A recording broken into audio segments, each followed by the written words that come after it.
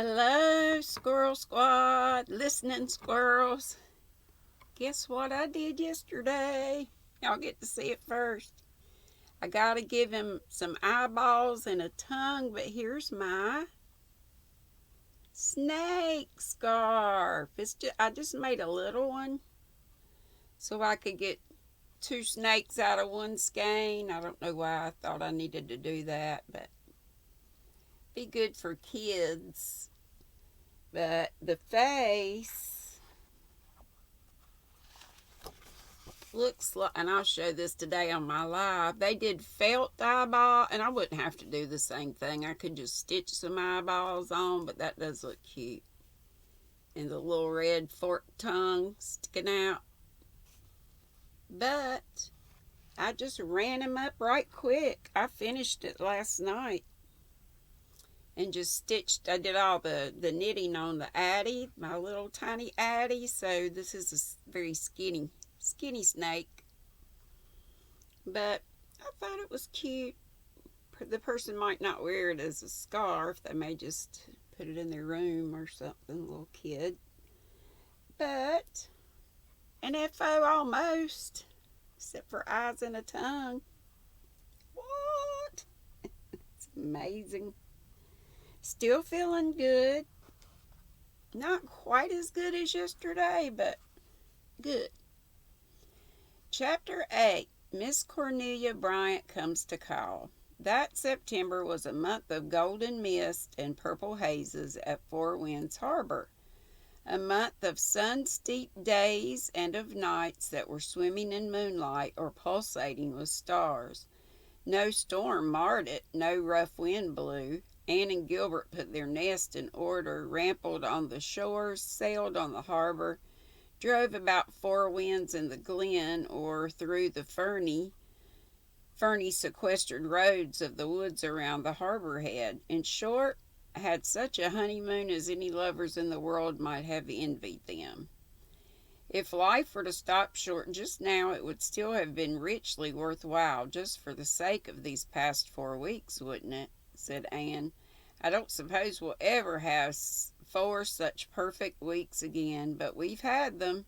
Everything, wind, weather, folks, house of dreams, has conspired to make our honeymoon delightful. There hasn't even been a rainy day since we came here. And I've got this view. Sorry. There's my cute little Noni May angel that she made. She said that was me with my side braided ponytail I used to wear. Now I need to put it up a little more, but down here like just barely seeing my head. So anyway, y'all know what's up there. Just thought of it. And we haven't quarreled once, teased Gilbert. Well, that's a pleasure all the greater for being deferred, quoted Anne. I'm so glad we decided to spend our honeymoon here. Our memories of it will always belong here in our house of dreams instead of being scattered about in strange places. There was a certain tang of romance and adventure in the atmosphere of their new home which Anne had never found in Avonlea. There, although she had lived in sight of the sea, it had not entered intimately into her life. In Four Winds it surrounded her and called to her constantly. From every window of her new home she saw some varying aspect of it. Its haunted murmur was ever in her ears. Vessels sailed up the harbor every day to the wharf at the glen, or sailed out again through the sunset bound for ports that might be halfway round the globe. Fishing boats went white-winged down the channel in the mornings and returned laden in the evenings. Sailors and fisher folk traveled the red, winding harbor roads, light-hearted and content. There was always a certain sense of things going to happen, of adventures and farings forth. The ways of Four Winds were less staid and settled and grooved than those of Avonlea. Winds of change blew over them. The sea called ever to the dwellers on the shore, and even those who might not answer its call felt the thrill and unrest and mystery and possibilities of it. I understand why some men must go to sea, said Anne. That desire which comes to us all at times to sail beyond the bourne of sunset must be very imperious when it is born in you. I don't wonder Captain Jim ran away from it. I never see a ship sailing out of the channel, or gulls soaring over the sandbar without wishing I were on board the ship or had wings, not like a dove to fly away and be at rest, but like a gull to sweep out into the very heart of a storm. You'll stay right here with me, Anne girl, said Gilbert lazily. I won't have you flying away from me into the hearts of storms. They were sitting on their red sandstone doorstep in the late afternoon. Great tranquillities were all about them, in land and sea and sky. Silvery gulls were soaring over them. The horizons were laced with long trails of frail pinkish clouds. The hushed air was threaded with a murmurous refrain of minstrel winds and waves. Pale asters were blowing in the sear, and misty meadows between them and the harbor. Doctors who have to be up all night waiting on sick folk don't feel very adventurous, I suppose, Anne said indulgently. If you had had a good sleep last night, Gilbert, you'd be as ready as I am for flight of imagination. I did good work last night, Anne, said Gilbert quietly. Under God, I saved a life. This is the first time I could ever really claim that. In other cases I may have helped. But, Anne, if I had not stayed at Allenby's last night and fought death hand to hand, that woman would have died before morning. I tried an experiment that was certainly never tried in Four Winds before. I doubt if it was ever tried anywhere before outside of a hospital. It was a new thing in Kingsport Hospital last winter. I could never have dared try it here if I had not been so absolutely certain that there was no other chance. I risked it, and it succeeded. As a result, a good wife and mother is saved for long years of happiness and usefulness.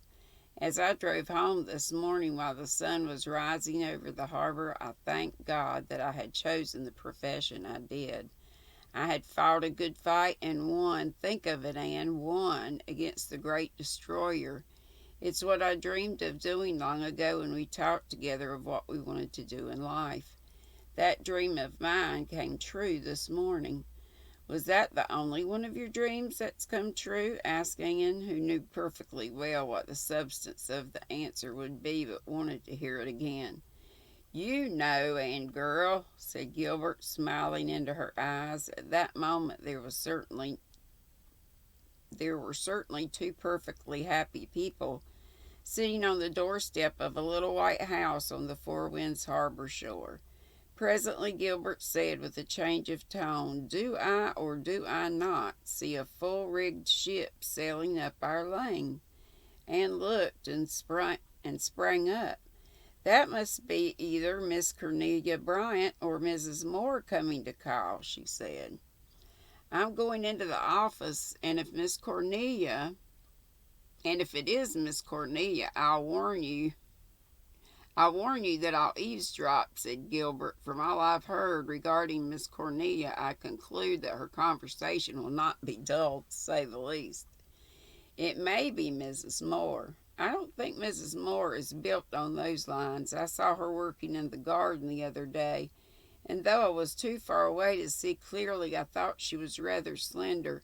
She doesn't seem very socially inclined when she has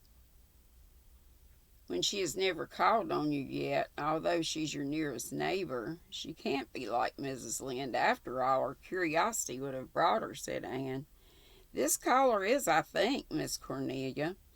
Miss Cornelia it was. Moreover, Miss Cornelia had not come to make any brief and fashionable wedding call. She had her work under her arm in a substantial parcel, and when Anne asked her to stay, she promptly took off her capacious sun hat, which had been held on her head despite irreverent September breezes by a tight elastic band under her hard little knot of fair hair. No hat pins for Miss Cornelia, and it please ye. Elastic bands had been good enough for her mother, and they were good enough for her. She had a fresh, round, pink and white face and jolly brown eyes. She did not look in the least like the traditional old maid, and there was something in her expression which won Anne instantly.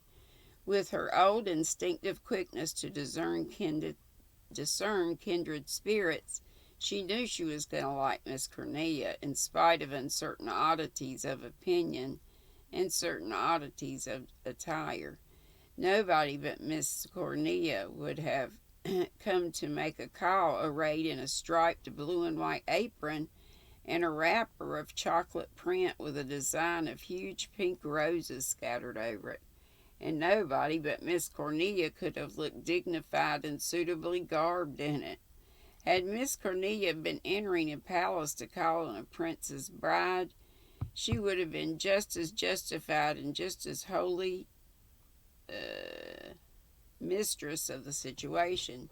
She would have trailed her rose-spattered flounce over the marble floors just as unconcernedly, and she would have proceeded just as calmly to disabuse the mind of the princess of any idea that the possession of a mere man, be he prince or peasant, was anything to brag of. "I've brought my work, Mrs. Blythe, dearie," she remarked, unrolling some dainty material. "I'm in a hurry to get this done, and there isn't any time to lose." Anne looked in some surprise at the white garment spread over Miss Cornelia's ample lap. It was certainly a baby dress, and it was most beautifully made, with tiny frills and tucks. Miss Cornelia adjusted her glasses and fell to embroidering with exquisite stitches. "This is for Mrs. Fred Proctor up in the Glen," she announced. "She's expecting her 8th baby any day now," I can imagine. "And not a stitch has she ready for it. The other 7 have worn out all she's made for the first, and she's never had time or strength or spirit to make any more. That woman is a martyr, Mrs. Blythe, believe me. When she married Fred Proctor, I knew how it would turn out. He was one of those wicked, fascinating men." "He was one of your wicked, fascinating men. After he got married, he left off being fascinated and just kept on being wicked. He drinks and he neglects his family. Isn't that just like a man? I don't know how Mrs. Proctor would ever keep her children decently clothed if her neighbors didn't help her out." Hang on, gotta have a little wetting of the whistle.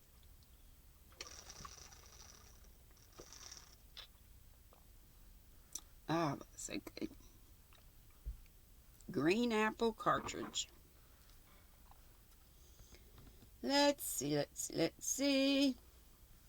As Anne was afterwards to learn, Miss Cornelia was the only neighbor who troubled herself much about the decency of the young Proctors. "When I heard this 8th baby was coming, I decided to make some things for it," Miss Cornelia went on. "This is the last, and I want to finish it today." "It's certainly very pretty," said Anne.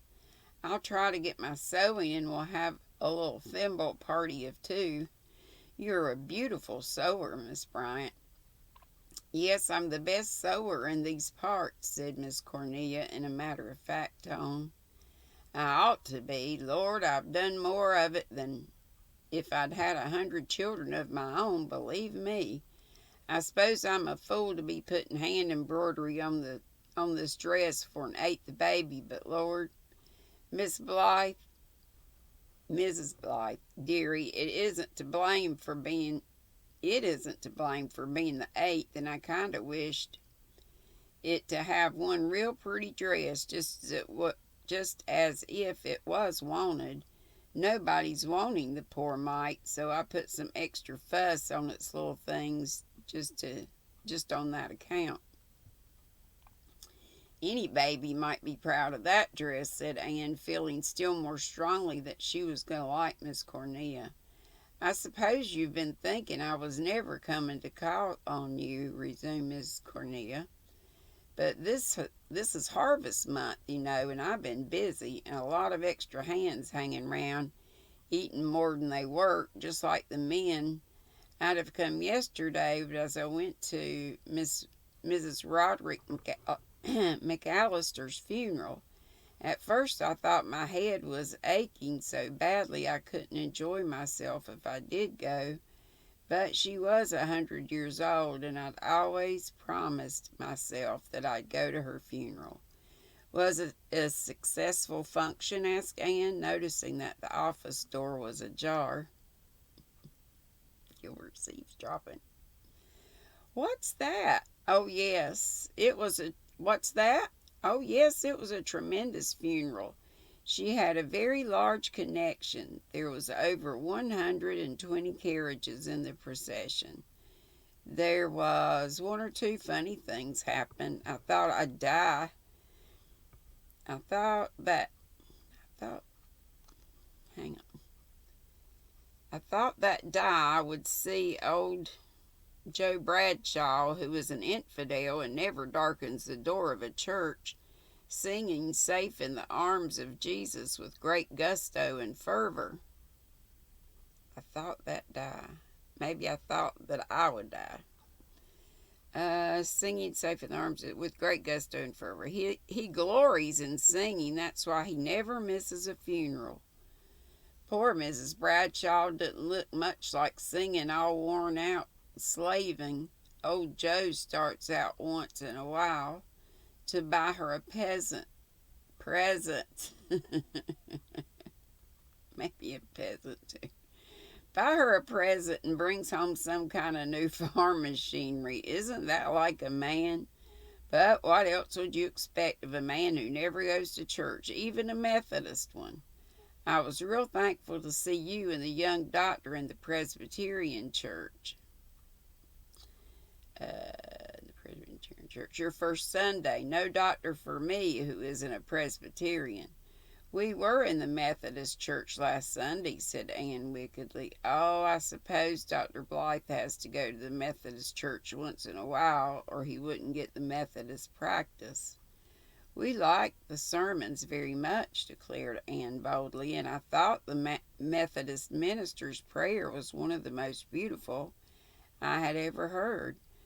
Oh, I've no doubt he can pray. I never heard anyone make more beautiful prayers than old Simon Bentley, who was always drunk or hoping to be, and the drunker he was, the better he prayed.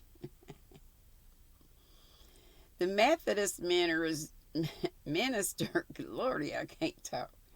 The Methodist minister is very fine-looking, said Anne, for the benefit of the office door. Yes, he's quite ornamental, agreed Miss Cornelia. Oh, and very ladylike, and he thinks.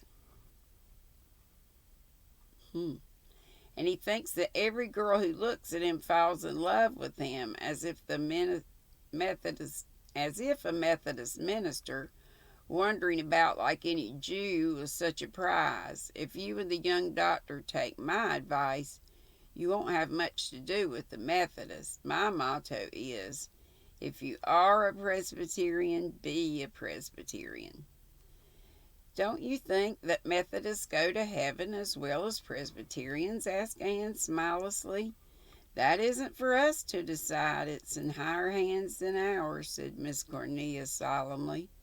But I ain't going to associate with them on earth, whatever I may have to do in heaven. This Methodist minister isn't married. The last one they had was, and his wife was the silliest, flightiest little thing I ever saw. I told her husband once that he should have waited till she was grown up before he married her. He said he wanted to have the training of her. Wasn't that like a man? It's rather hard to decide just when people are grown up, laughed Anne. That's a true word, dearie. Some are grown up when they're born, and others ain't grown up when they're 80, believe me. That same Mrs. Roderick I was speaking of never grew up. She was as foolish when she was 100 as when she was 10. Perhaps that's why she lived so long, suggested Anne. Maybe 'twas. I'd rather live 50 sensible years than 100 foolish ones. But just think what a dull world it would be if everybody was sensible, pleaded Anne. Miss Cornelia disdained any skirmish of eggplant epigram. Oh my gosh, flippant. Let's be going to sleep. Eggplant. Oh, mercy me. Okay, let me try that again. But just think what a dull world it would be if everyone was sensible, pleaded Anne. Miss Cornelia disdained any skirmish of flippant epigram. Mrs. Roderick was a Milgrave, and the Milgraves never had much sense. Her nephew, Ebenezer Milgrave, used to be insane for years. He believed he was dead and used to rage at his wife because she wouldn't bury him. I'd have done it. Miss Cornelia, that reminds me of Madonna. She said one time in a chat, we were talking about people losing spouses or something, and Madonna spoke up and she said something like, I've buried 3 husbands already, or something like that. And we were like, oh no, Madonna, I'm so sorry. And she said, yeah, and the last one was even dead. Oh my. Okay, Miss Cornelia looked so grimly determined that Anne could almost see her with a spade in her hand. Don't you know any good husbands, Miss Bryant? Oh, yes, lots of them over yonder, said Miss Cornelia, waving her hands through the open window towards the little graveyard.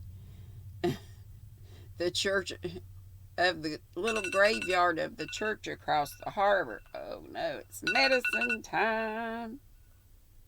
And Dana's craft hour. Oh, yes, lots of them over yonder. Doggone it. Here goes my meds.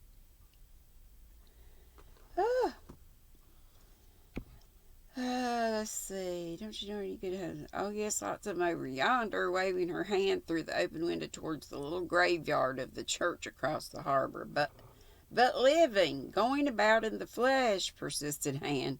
Oh, there's a few, just to show that with God all things are possible, acknowledged Miss Cornelia reluctantly. I don't deny that an odd man here and there, if he's caught young and trained up proper, and if his mother has spanked him well beforehand, may turn out a decent being. Your husband now isn't so bad as men go from all I hear, I suppose. Miss Cornelia looked sharply at Anne over her glasses. You think there's nobody like him in the world? There isn't, said Anne promptly. Ah, well. I heard another bride say that once, sighed Miss Cornelia. Jenny Dean thought when she married that there wasn't anybody like her husband in the world, and she was right. There wasn't. And a good thing, too, believe me. He led her an awful life, and he was courting his second wife while Jenny was dying. Wasn't that like a man? However, I hope your confidence will be better justified, dearie. The young doctor is taking real well. I was afraid at first he mightn't, for folks hereabouts have always thought old Dr. Dave the only doctor in the world. Dr. Dave hadn't much tact, to be sure. He was always talking of ropes and houses where someone had hanged himself. But folks forgot their hurt feelings when they had a pain in their stomach. If he'd been a minister instead of a doctor,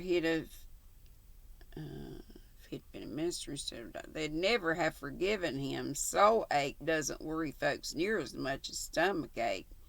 Seeing as we're both Presbyterians and no Methodists around, will you tell me your candid opinion of our minister? Why, really, well, hesitated Anne. Miss Cornelia nodded. Exactly. I agree with you, dearie. We made a mistake when we called him. His face just looks like one of those long, narrow stones in the graveyard, doesn't it? Sacred to the memory ought to be written on his forehead. Oh, mercy. I shall never forget the first sermon he preached after he came. It was on the subject of everyone doing what they were best fitted for. A very good subject, of course, but such illustrations as he used. He said if you had a cow and an apple tree, and if you tied the apple tree in your stable and planted the cow in your orchard with her legs up, how much milk would you get from the apple tree, or how many apples from the cow? Did you ever hear the like in your born days, dearie? I was so thankful there were no Methodists there that day. They'd never have been done hooting over it. But what I dislike most in him is his habit of agreeing with everybody, no matter what is said. If you said to him, "You're a scoundrel," he'd say with that smooth smile of his, "Yes, that's so." A minister should have more backbone. The long and short of it is, I consider him a reverend jackass. But of course, this is just between you and me. When there are Methodists in hearing, I praise him to the skies. Some folks thinks his wife dresses too gay, but I say when she has to live with a face like that, she needs something to cheer her up. Oh my gosh, you'll never hear me condemning a woman for her dress. I'm only too thankful when her husband isn't too mean and miserly to allow it. Not that I bother much with dress myself. Women just dress to please the men, and I never stoop to that. I have had a real placid, comfortable life, dearie, and it's just because I never cared a cent what the men thought. Why do you hate the men so, Miss Bryant?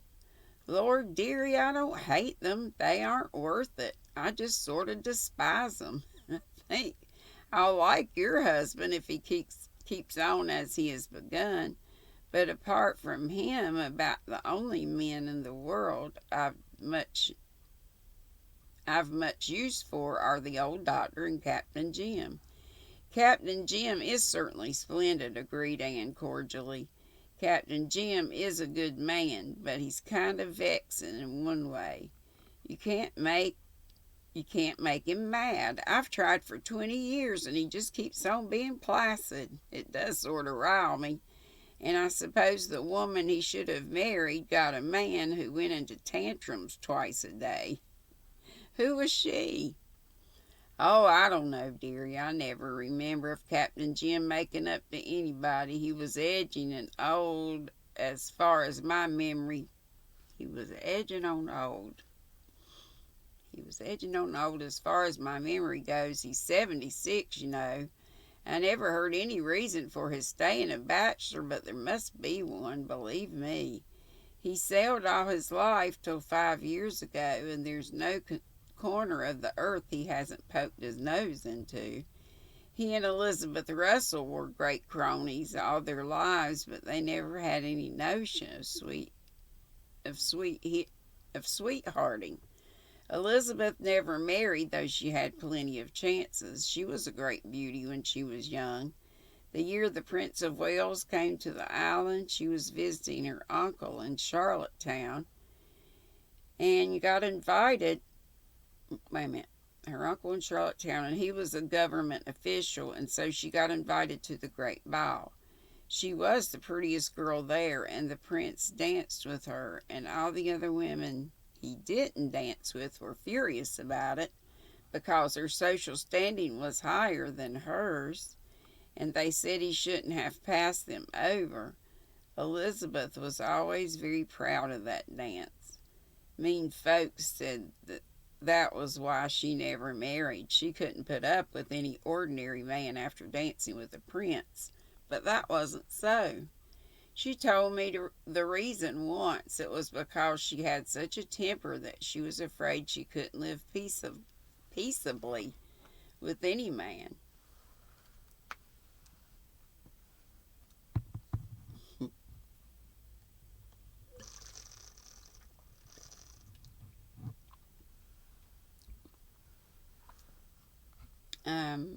see here. She had an awful temper. She used to have to go upstairs and bite pieces out of her bureau to keep it down by times. But I told her that wasn't any reason for not marrying if she wanted to. There's no reason why we should let the men have a monopoly of temper, is there, Mrs. Blythe Theory? I've a bit of temper myself, sighed Anne. It's well you have, dearie. You won't be half so likely to be trodden on. Believe me. My, how that golden glow of yours is blooming. Your garden looks fine. Poor Elizabeth always took such care of it. I love it, said Anne. I'm glad it's so full of old-fashioned flowers. Speaking of gardening, we want to get a man to dig up that little lot beyond the fir grove and set it out with strawberry plants for us. Gilbert's so busy he'll never get it in time. Never get time for it this fall. Do you know anyone we can get? Well, Henry Hammond up on the Glen goes out doing jobs like that. He'll do, maybe. He's always a heap more interested in his wages. More interested in his wages than in his work, just like a man. And he's so slow in the uptake that he stands still for 5 minutes before it dawns on him that he stopped. His father threw a stump at him when he was small. Nice gentle missile, wasn't it? So like a man. Of course, the boy never got over that, but he's the only one I can recommend at all. He painted my house for me last spring. It looks real nice. Real nice now, don't you think? Anne was saved by the clock striking 5. Lordy, is it that late? Exclaimed Miss Cornelia. How time does slip by when you're enjoying yourselves. Well, I must betake myself home. No, indeed, you're going to stay and have tea with us, said Anne eagerly. Are you asking me because you thought you ought to, or because you really want to? Demanded Miss Cornelia. Because I really want to, then I'll stay. You belong to the race that knows Joseph. I know we're going to be friends, said Anne with that smile that only they of the household of faith ever saw. Yes, we are, dearie. Thank goodness we can choose our friends. Make sure. Yeah. We have to take our relatives as they are and be thankful if there are no penitentiary birds among them. Not that I've many, none nearer than second cousins. I'm a kind of lonely soul, Mrs. Blythe. There was a wistful note in Miss Cornelia's voice. I wish you'd call me Anne, exclaimed Anne impulsively. It would seem more homey. Everyone in Four Winds except my husband calls me Mrs. Blythe, and it makes me feel like a stranger.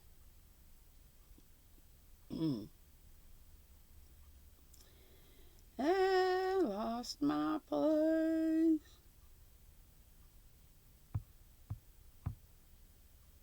Do you know that your name is very near being the one I yearned after when I was a child? I hated Anne, and I called myself Cordelia in imagination. I like Annie. It was my mother's name. Old-fashioned names are best and sweetest, in my opinion. If you're going to get tea, you might send the young doctor to talk to me. He's been lying on the sofa in that office ever since I came, laughing fit to kill over what I've been saying. How did you know? Cried Anne, too aghast at this instance of Mrs. Cornelia's uncanny presence to make polite denial. I saw him sitting beside you when I came up the lane, and I know men's tricks, retorted Miss Cornelia. There, I finished my little dress, dearie, and the 8th baby can come as soon as it, and the 8th baby can come as soon as it pleases. That was a good one, I thought. That was chapter 8, so, and it was pretty long. Yeah, 35 minutes. So, chapter 9 we'll read tomorrow, and it's called An Evening at Four Winds Point.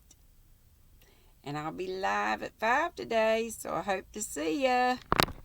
There's the angel again. Love y'all. Be sweet. Don't be ugly. Bye-bye.